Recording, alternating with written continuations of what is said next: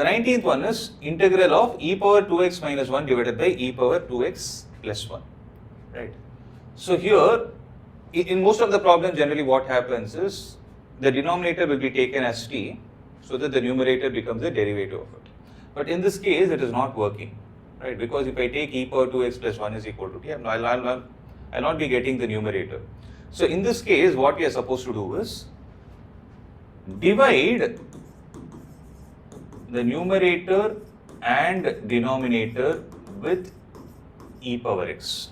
So when we do this, we will get integral of e power 2x minus 1 divided by e power x, the whole divided by e power 2x plus 1 divided by e power x times dx. So this will be integral of, now this e power 2x by e power x is e power x, minus 1 by e power x is e power minus x, the whole divided by e power 2x by e power x is e power x, 1 by e power x is e power minus x dx.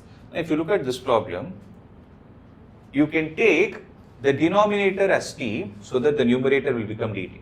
Observe, the derivative of e power x is e power x, the derivative of e power minus x is minus e power minus x, right? So having said that, e power x plus e power minus x, if you take it as t, then you will have differentiating on both sides with t, so you will have e power x minus e power minus x times dx is equal to dt. So basically you will get dx by dt is equal to 1, right? So the dt is taken to the other side. This implies e power x plus e power x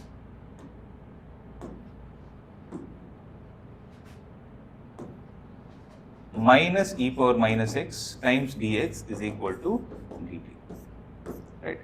Now having said this e power x minus e power minus x times dx is dt. So the question gets converted as integral of dt divided by e power x plus e power minus x is t. So the integral of 1 by t is going to be log of mod t plus c. So this will give us log of mod t is e power x plus e power minus x plus c. Okay. So this will be the final answer.